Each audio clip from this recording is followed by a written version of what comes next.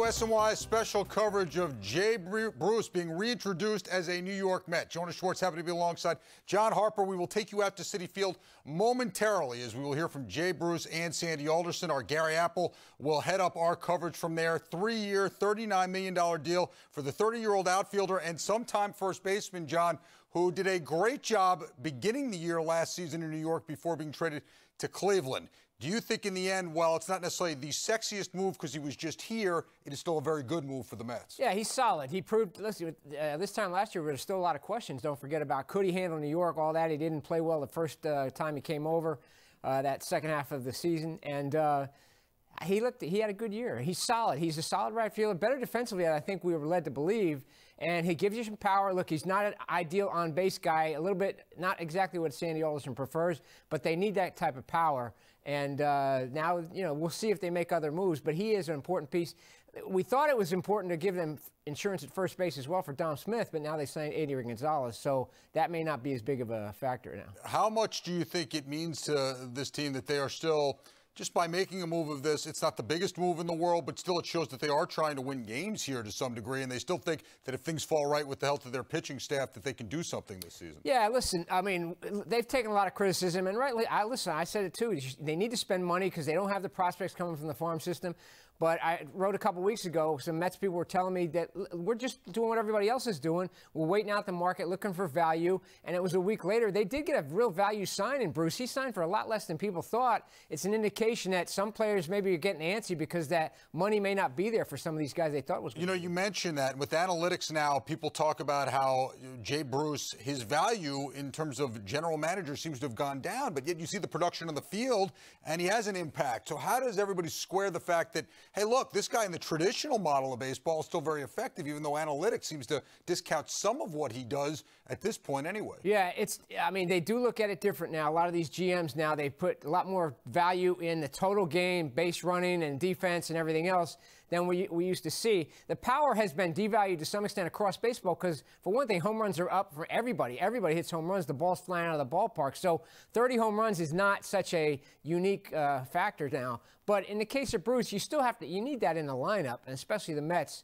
And I do think, given that power value, that power part now in that lineup, I think they need to be thinking more about speed and athleticism if they're going to do something else. You mentioned it, and it's something that you're absolutely right.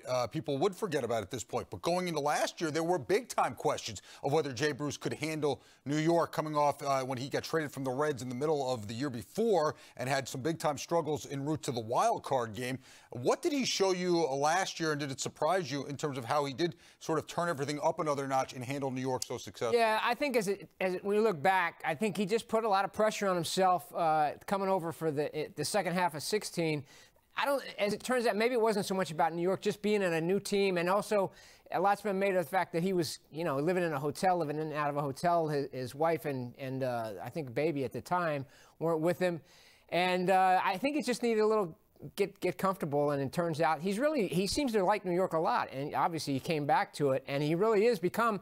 I was talking to Jacob deGrom a couple days ago, and he said he thought it was huge that Bruce comes back just in terms of the clubhouse presence. He thinks he's become one of the leaders in that clubhouse now. It's an interesting point because one of the things that everybody has spoken to, and you've written about this in your columns in the Daily News, was how much when you lost some of the veterans, that when the Mets made some trades in the middle of last year and towards the end of last year, lost that veteran presence in the clubhouse, and all of a sudden that clubhouse was not quite as harmonious as it had been. Talk about, and you know this, talk about his role in being a clubhouse leader. Yeah, I mean, he's a guy who Conforto kind of became close to, and they were kind of playing the same position, and he's just an easygoing guy that a lot of young guys, I think, look up to. He's been around the block. He knows how things work, and he knows. I think he really, it turns out, has a good fit in New York because he's kind of a low-key guy and he doesn't let too many things affect him. But you're right. Talking to deGrom again the other day, he mentioned again that, remember, late last year there was some anonymous comments about Terry Collins, some players griping, and he said it's important to get rid of that, get that out of the clubhouse, and that's why he thought getting Bruce back is an important part for going forward in 2018. Once again, we are waiting as you're seeing people starting to file in Jay Bruce getting ready to make his way in along with Sandy Alderson to address the media out at Citi Field. The moment they do step to the podium, we will, of course, bring it right to you. And again, it was a big hole filled for this Mets team in order to bring Bruce back at this time, John. And now when you look at it, we're really looking at an infield spot, but Jay Bruce did plug a big hole for them. There are Sandy Alderson and Jay Bruce. So let's stick right with this here as we see them both getting ready to address the media out in Flushing. Once again, Gary Apple is our man on the scene there. He will talk to Sandy Alderson and Jay Bruce just as soon as they get done addressing the media in that room, as a matter of fact. So, John, what do you expect to hear real quick before they get going out there? What do you expect to hear from these guys today? Well, I'm sure just the fact how happy they are to get Bruce back. Don't forget, he was gone. It's not like he just re-signed. They traded him to Cleveland last year. He played an important role for the Indians down the stretch last year and in that series against the Yankees. So I just think they're happy to have him back. All right, we see Sandy Alderson has stepped to the podium, so let's send you out to Flushing. Here is the Mets general manager. Here today to confirm that Jay Bruce is coming back to the New York Mets, signed to a 3-year contract, and I can't tell you how happy we are to have him back. Jay came to us in 2016, played a significant role in our very late season qualification for the playoffs, had an exceptional year for us last year, went on to perform extremely well for Cleveland. So strictly on the basis of performance, we're very happy to have him back. But there are a few other reasons why Jay has been and will be an important part of our team. A lot of people talk about his durability, his ability to play on a virtually everyday basis. And he has been durable. He has played. And we were talking earlier about the conversations we had last year on those rare occasions when I tried to talk him into a day off. But one of the reasons Jay plays every day is not just because he's durable, but because he wants to play every day. And in terms of our team, any team, having someone who wants to be out there every day, who refuses to be taken out of the lineup, is an important piece. Not only being able to play every day, but demonstrating that kind of commitment to his teammates. Jay has proven to be versatile. Last year, when we had some injury issues at first base, he volunteered to play there, played there very well. And I think that while we don't expect Jay to be a career first baseman with the Mets, that kind of versatility that he demonstrated a willingness to show was important to us last year and will be important to us this year. Again, not because he will be an everyday first baseman, but because it gives us the confidence to move people around, and we are looking for versatility across the board. I think the other thing that I admire about Jay is that while he's durable and versatile and has performed, this is an extremely intelligent player. This is somebody who uses everything available to him. We talk as an organization about being information-driven, and it's a nice concept. But ultimately, that information has to be utilized by the players. And I think one of the things that explains Jay's performance last year is his willingness to adapt to new circumstances, adapt to new information. It was really, I think, important for our team and reassuring to see the way Jay made adjustments last year basically on the availability of new information. So we don't think last year was his best year. It was a great year, and I think it was a function of some of that adaptability, but we're looking forward to having him back. I want to thank Jeff and Fred for their involvement in this signing. It's great to have patience in the off-season, but ultimately you have to have the confidence to move when it's appropriate. And I'd like to think that this signing is a function of an organizational patience and also a demonstration of how committed we are to being competitive this season. So, Jay, welcome back. Jeff, could you come up?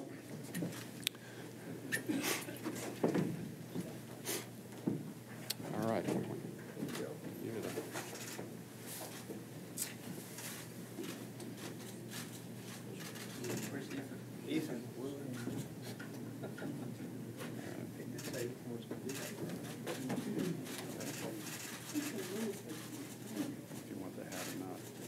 button. There we go. All right, here we are.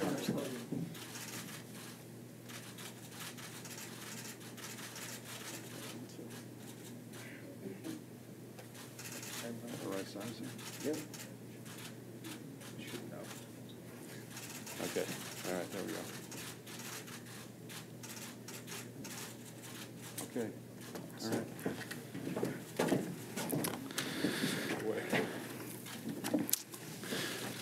I'd like to echo what Sandy said. Thanks for everyone being here today, and such a bad weather day. I will have you know, though, it's about 10 degrees colder in Beaumont, Texas, so I was ready for it. I want to thank the Wilpons, Jeff and Fred, the Katz family, Sandy, and the entire Mets organization for giving me the opportunity to come back here. The culture here is something that is very important to me, and when kind of through the whole offseason, I think everybody knows that it was it's been a bit of a slow offseason for free agents in general, but the Mets came in and were very, very direct. Very, there was a lot of clarity with what they came to me with, and they wasted no time in getting down to business and wanting to showing that they wanted me back and they wanted me to be here and wanted me to be a part of what I can kind of consider some unfinished business as a Met. I got to go last year and had a great experience playing in Cleveland, but when they came back in and wanted me back, I felt like it was something that was right for me, that was right for my family, and what I think kind of nailed that home for me is the whole time, last year when the trade was going to happen and the probability of me being traded got higher, Jeff and Sandy were very, very clear and very honest with me about what was going to happen, and that's something that I really, really appreciated. And just the way that they have done and continue to do business with me is something that I don't take for granted, and something that I really respect, and I feel like they respect me, and that's something that that's very, very important to myself and my family. So thank you guys again for that, and the way everything's been handled since I've been a Met, and I look forward to the next 3 years of finishing the unfinished business and getting back to where we all expect to be. With that, we'll now open it up for questions and answers. Please direct to whom you're asking your question to. Raise your hand and state your name and affiliation. Jay, hey, Gary Apple from SNY. Welcome back. Thank you. What is it about not just the organization, but the city, which was a very different than where you had played in the past, that spoke to you, that said, okay, I want to come back here and play for not just the organization, but be a part of this city? Well, I think that all in all, New York speaks for itself. I believe that it's, the greatest city in the world, to be honest with you. I haven't been to all the cities in the world, but New York is up there at the top for sure. And my wife, Hannah, and I, we had such a great experience here before. And, with what all the city has to offer, we have a young son named Carter, and he'll be 2 in April, and another baby on the way. And I feel like for, families, we're from Texas. We're from a smaller town in Texas, and being able to come here and have this experience and have everything you could possibly imagine at your fingertips is just kind of a very small but very important piece of what we appreciate about the opportunity that we've been given. And we've really, really enjoyed it, and we look forward to the next 3 years of really, making New York our second home, and just experiencing and enjoying the city overall. So I mean, that was a huge part, and I think obviously the biggest part is coming back here and having the opportunity to win a world championship in New York. Back. Pete McCarthy, WOR. Welcome back, Jay. Thank you. For both of you, but at the we can start with you, Jay. At the time you were dealt to Cleveland, did you anticipate that you could end up reunited with the Mets? I don't know if I'd use anticipate as the word, but I definitely think that myself and Sandy and Jeff and the whole Mets organization wanted to definitely leave the door open. They expressed that they, really appreciated my time here, and I told them the same. And from the very beginning, they said, listen, this, there could be a reunion, and we definitely want to, kind of explore those options in the off season, kind of get past the season and let everything finish up. And I was totally open to it the whole time. And like I said, they were very honest, very transparent with those conversations. And it's funny, my wife and I talked a lot in the off season, and she kind of said that she thought this is where I was going to end up back the whole time. So she was right again, and it's just really, really exciting. It's going to be a great opportunity. Getting to know Mickey Callaway in Cleveland was something that I really had a lot of fun getting to do. And when he became the manager here, that obviously made me perk up a little bit, and even kind of understand more that there could be an opportunity to come back here, knowing the connection and having to get to know him. So I'm really excited about that. Just add to that. Oh, yeah. It's quite often when a player leaves an organization via trade that there are conversations about returning. Sometimes those are empty conversations, but we've actually done it a few times. And so I think when we had the conversation with Jay, we had that conversation with a purpose to leave things open. You never know what's going to happen. But, as recently as last year, we brought Jerry Blevins back after being a free agent. Jose Reyes has come back. So, in a variety of circumstances, players have come back. Often it's because they really want to come back. And I know Jay had other opportunities, but we're really pleased that, he wanted to come back to New York. The front right here. Anthony DeComo, MLB.com. You just touched on it a little, but how extensive was your interaction with Mickey being a hitter in Cleveland, and how involved was he, if at all, in the recruiting process to come back here? Well, I feel like for me, what set Mickey apart a little bit was the fact that he did take the time to kind of create a rapport with the other players, not just the pitchers in Cleveland. So I felt like I got to know him just for the short time I was there, and I think that he made a point in kind of extending himself to the other players and having a relationship, because I think that he felt that was very, very important, and I appreciated that for sure. He played a large role. He was one of the first conversations I had in the very beginning of the offseason about kind of what his plans and aspirations and kind of what he wanted to do, as the manager of the Mets. And, that was a big deal for me. That was a big deal for me. The guy kind of running, the ship on the field I feel like is important. And, he was great to get to know in Cleveland, and I think he's going to do an amazing job here as a manager. So that was something that definitely played in the factor for me. Lloyd Carroll, Queens Chronicle. Sandy, obviously had a choice of a wide array of player assets, some who may have had better statistics. How important was the fact that Jay performed well here in New York as opposed to players who hadn't performed in New York yet in your decision to bring Jay back? I think that's always a factor. I think sometimes it gets a little bit overblown. If you go back to Jay's arrival in New York in 2016, things didn't go as well as he would have liked, but that was a very small sample, and over a period of time, and toward the end of the 2016 season, as well as last year, those things turned around. I think it is a factor, but I think sometimes it's a little overblown. Now, the fact that it gets overblown can sometimes, have a lingering impact, and I can let Jay address that if he'd like, but it was a factor. So. Lloyd, how are you, sir? Good to see you, too. Do you want me to continue on that? I've obviously been well documented in saying that the whole performing in New York thing was a bit overblown with me. I would like to think that I put that to rest and, got to move forward from that. But, New York's a big stage. It really is. It's a big stage, and I think that, that you have to embrace it and you have to be here and understand the passion of the fans and the market. And that's something that I really appreciate and like, because fans are what keep this game going and what make it what it is. And, it's a lot of fun. So I think that, like you said, it is a bit overblown in my opinion.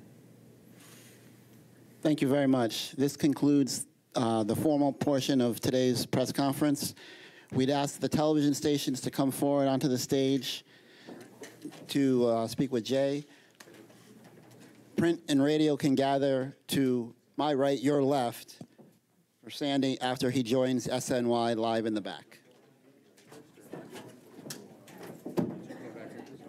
All right, so they will organize there for some photo shoots out at Citi Field, and we will send you back out there. Gary Apple, of course, talked to General Manager Sandy Alderson and Jay Bruce coming up shortly. John, from what you heard from Jay, what struck you the most in what he had to say?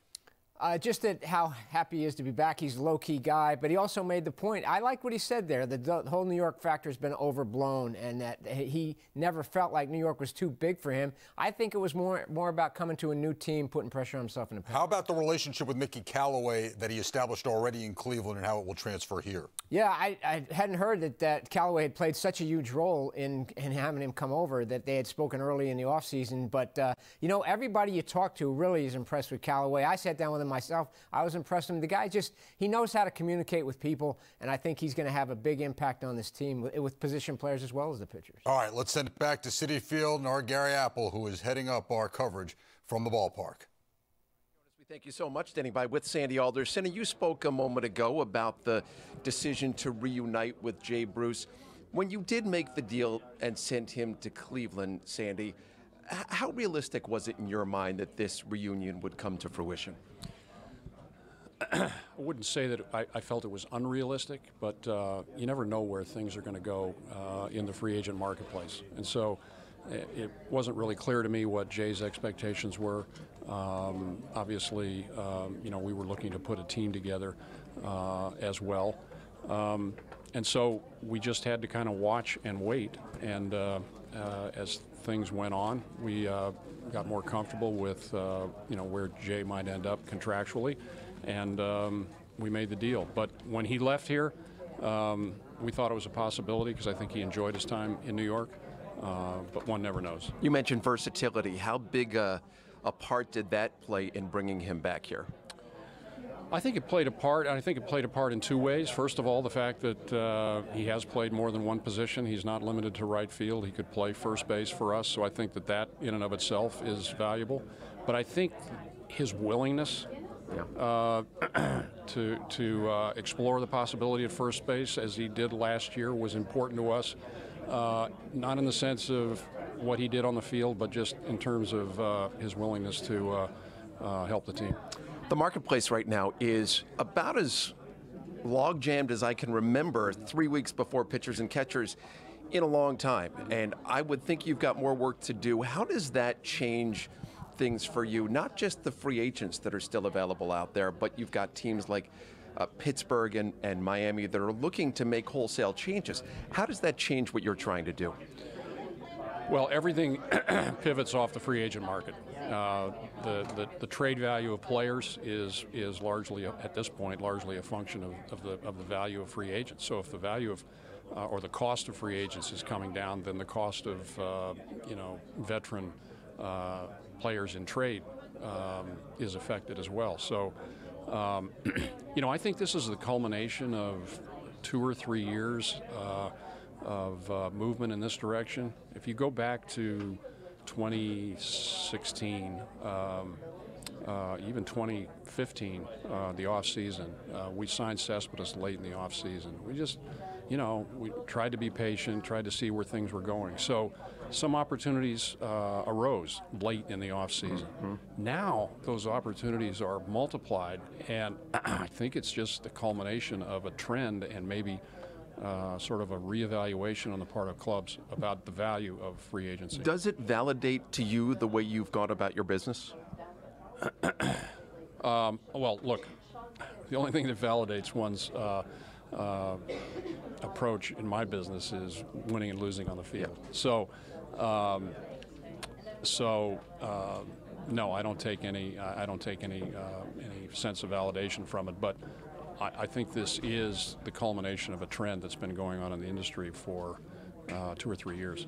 Let's hit a few specifics. We know there's been a lot of talk about another infielder, whether it be a third baseman or a second baseman. Would you prefer, if you have your druthers, for that player to come via free agency or the trade market? I would prefer it to be a free agent.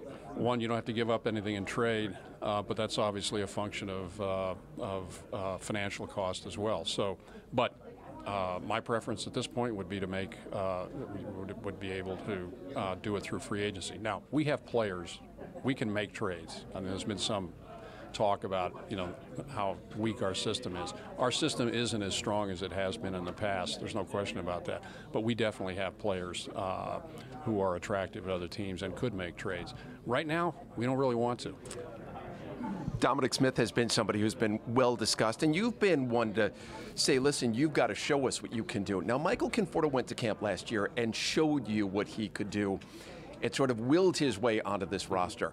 How much of what Dom's future is going to be in the short term is going to be based on what he does this spring, because many reports out there that you're bringing in Adrian Gonzalez pending a physical. So where does that all play in Dom's immediate future? Well, a couple of things. First of all, what he does on the field is going to be very important, and his spring training will be interesting to watch. But it's also the way he carries himself as a professional player. So, in spring training, we'll be looking at two things. We'll be looking at how he does on the field and how he does off the field. Now, if we were to bring in someone like Adrian Gonzalez or Jay Bruce, who can play first base, or Wilmer Flores, who plays first base, or what have you, do those hedge our bets a little bit? Yeah, I think justifiably. But we still have a very high regard for Dom, and I'm really excited to see what happens in spring training. Would you prefer for him to begin the season as your everyday first baseman, all things considered? Well, I would love for him to have a great spring, and then we'll see where it goes from there.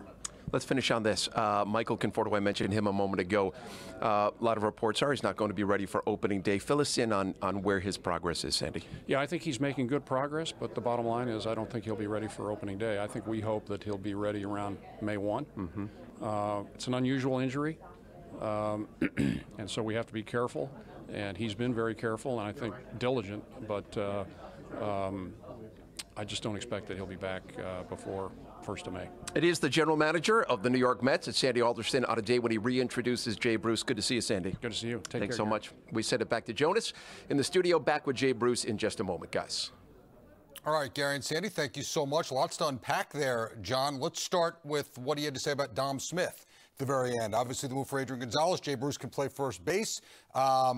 Seemed to not indicate a whole lot into whether he's hoping Dom Smith can win that job. Just says have a good spring, and then we'll take it from there. What'd you take out of that? Well, I thought it was interesting that he made the comment, take care of himself off the field as well as on the field. To me, that's about putting on the weight. They weren't happy that he came up. He was heavier than he should have been when he came up last year. I think that had a lot to do with the comments, if you remember, Sandy Alderson made about how some AAA players weren't prepared for the big leagues. He was unhappy about that. They changed managers at AAA.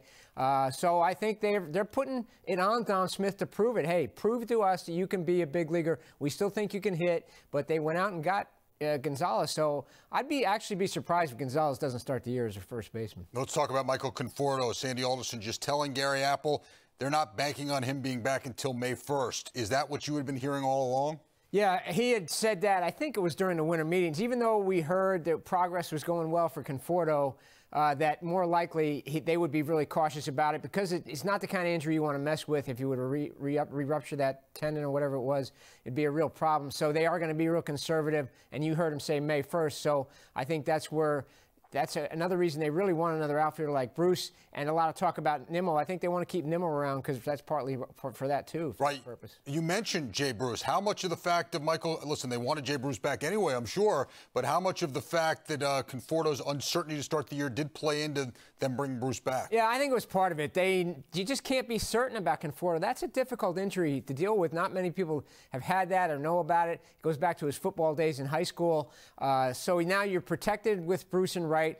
The problem is, ideally, you probably don't want Conforto as your everyday center fielder, but he has shown more athleticism than people expected out there, and that's probably what he's going to be if he comes back healthy. So, but Bruce gives you that corner spot and some protection at first base, so that's not as important now if Gonzalez is coming on. Is bringing Jay Bruce back a win for Sandy Alderson in the sense of traded him, got an asset for him in the middle of the year, and then gets him back for very reasonable money in a free agent marketplace, gets the asset and gets the player back, and just lost a couple of months? Yeah, it really is. I mean, it's a good move because you do get a player. I mean, it's not a really highly regarded prospect. They got Ryan, right? That's the guy, the pitcher they got.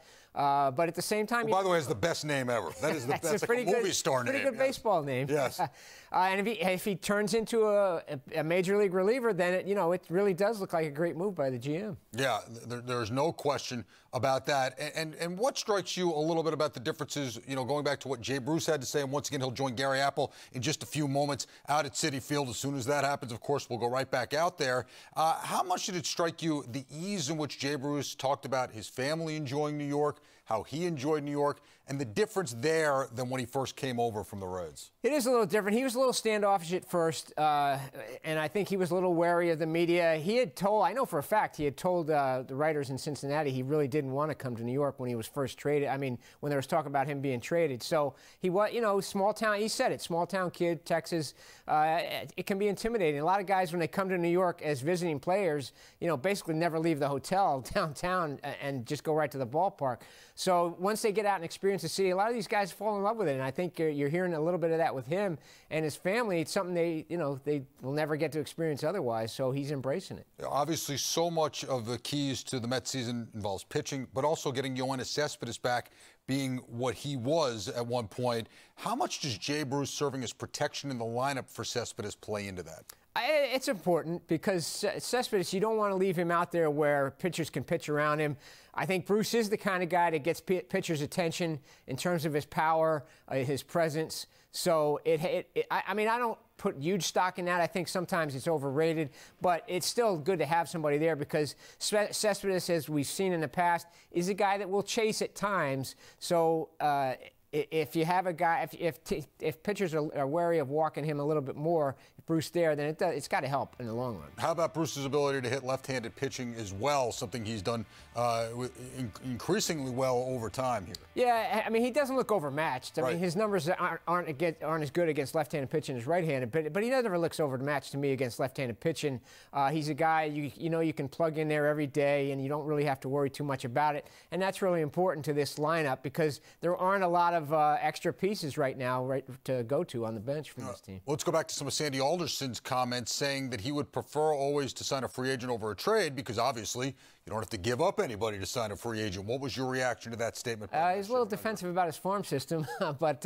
well, let's point that out because he has said that many have criticized the farm system. Well, he said it himself, don't forget. He said it's not as strong as it's been in the past, but he says there are still players there that other teams are interested in. Well, we know, look, there's a report out there, and I checked with the Mets people, and nobody denied it, that... Ken Rosenthal and the Athletic. That they wouldn't give up Nimmo for McCutchen, and they have a reason for that because they got control for Nimmo for years. McCutchen's only 1 year. They were taking on his salary, so they can make an argument for that.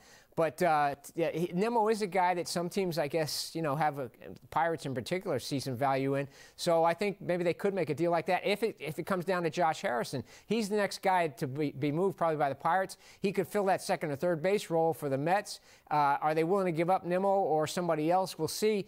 To me, I'd just go sign Eduardo Nunez, and I think a guy like that is the kind of guy that Sandy Alderson was referring to. Go sign him. It'll cost you about the same as what it'll cost to bring Harrison over. He's got about 10 or so million a year for the next 3 years, with option years the next 2. So I think you could get Nunez at a similar price. Sandy Alderson did not want to take a victory lap, if you will, for how his approach to free agency has actually worked well for him the last couple of years, because he says really one's approach is validated only in this business by wins and losses. Nonetheless, his patience has paid off in a lot of ways. Talk a little bit about, John, how the free agent market moving so slowly has sort of played into Sandy's favor here. It really did, and as he said, it's worked for him in the past. It was Cespedes a couple years ago. They really laid low on that, and the price came back to him, and in this case as well. They weren't out front. And Sandy, like last year, remember, he went out early and got Cespedes because they targeted, they felt like they needed him. This time it was more about value. They wanted to see where the market fell, like everybody else in baseball is doing. And as it turned out, the Jay Bruce price is a lot less than I think what people in baseball expected. 3 years, $39 million. So it's a good deal, and Alderson, he looks good in being patient there. All right, Jay Bruce is now alongside Gary Apple at Citi Field, so let's send you back out to Flushing. All right, Jonas and John, we thank you both very much. Jay Bruce, that uniform fits about the same as it did, no change there. And you mentioned during the news conference that, the being reunited with Mickey Callaway was important to you. So what sort of an impact did he make on you that might have aided in you returning here? He was just a guy who was easy to talk to. He was a professional. He liked to have fun. And he was part of something that that I really enjoyed, which was a great time with the Cleveland Indians, and we had some great experiences together, and I think that him kind of taking his time to create a relationship and make a relationship with players other than just the pitchers over there, kind of made me remember that. It made me think, man, he didn't have to do that. He didn't have to get to know the other guys. And I think that was a huge deal for me. Did you have a chance to speak with Mickey before you made this final decision? Absolutely. He was actually kind of the one who started the final conversations before this thing all kind of took place. So he gave me a call and, kind of said that, listen, that we're in. And we, I just wanted to call and let you know myself and make sure that that you would have interest in coming back, and obviously let him know that early on that I would. And so yeah, he's the one who kind of kicked this final push from the Mets to get me signed. He pushed that off.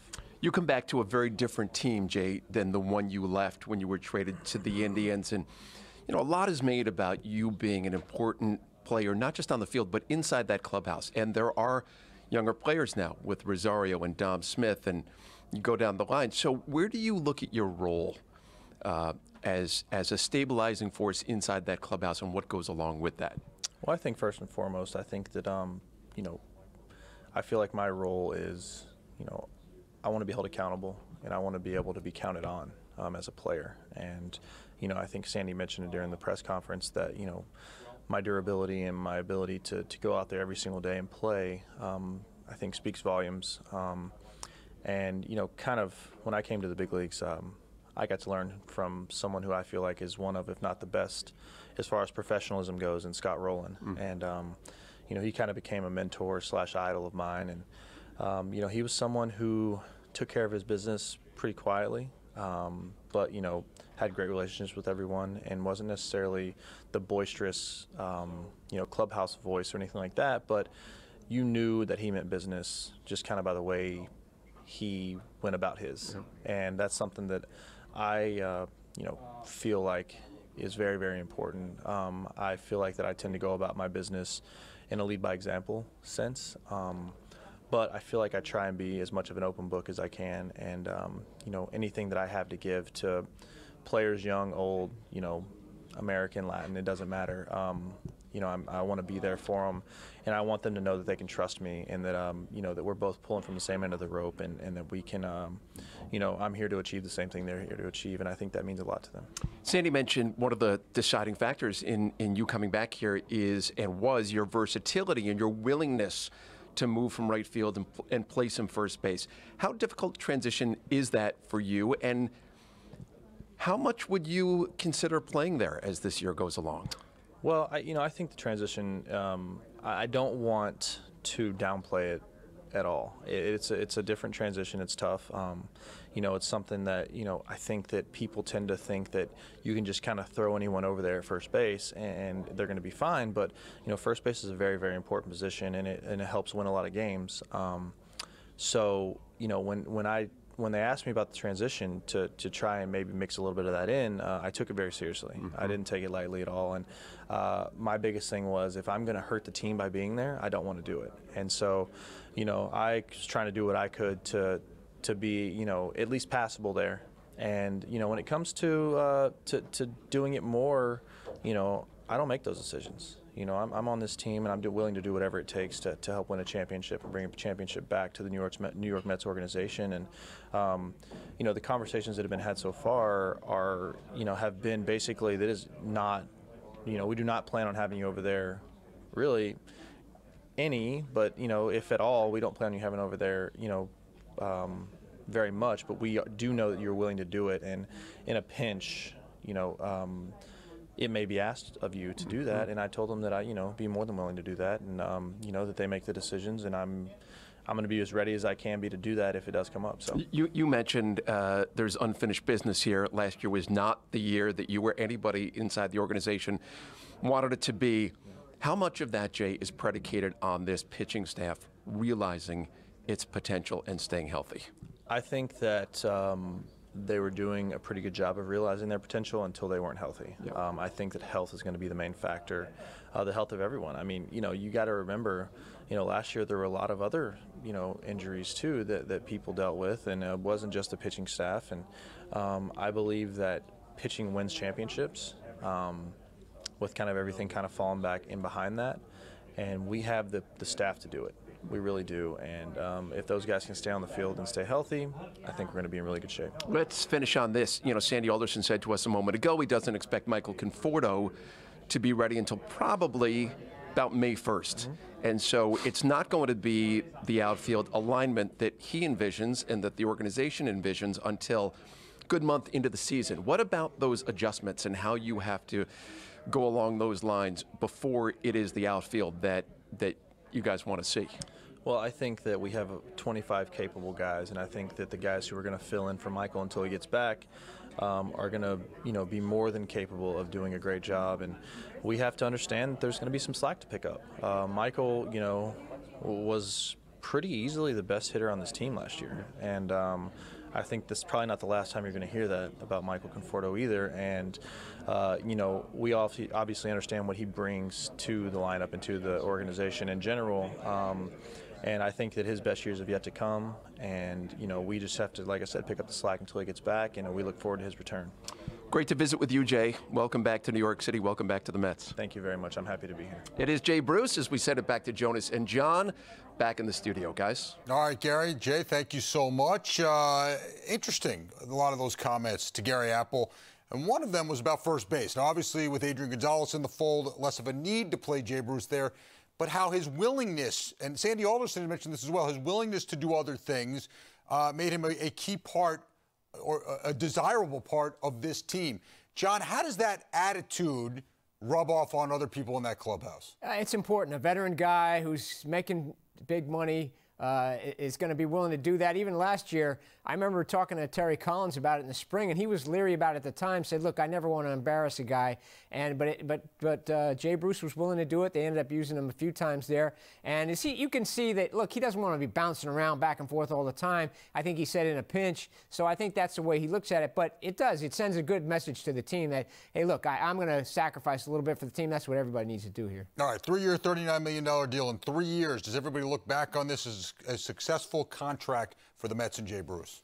I think so. 3 years is a good, that's probably a perfect term for him. He's in his early 30s. There's no reason to think he's going to lose his skills in those 3 years. He's proven now. If you look at it, I mean, he has been a little streaky over the course of his career, but in recent years, he's proven that he's going to put up 30 home runs a year. That's what this team is looking for. And if he gives you that, he gives you production in the middle of the lineup, yeah, I think it won't be about him whether or not they go ahead and get back to the postseason and win a championship. It'll be about other guys. All right. Obviously, our coverage on Jay Bruce returning to the Mets is just getting started. started on SMY today. Daily News Live, 5 o'clock. Loudmouth, 5:30. Baseball night in New York at 6 o'clock. And, of course, Geico Sports Night will wrap up everything. This, of course, all on the linear side tonight at 10:30 and running through the evening. For John Harper, I'm Jonah Schwartz. Gary Apple doing all a great work out at Citi Field. We thank you for tuning into our coverage of Jay Bruce being back with the Mets. We'll see you on the TV side later today.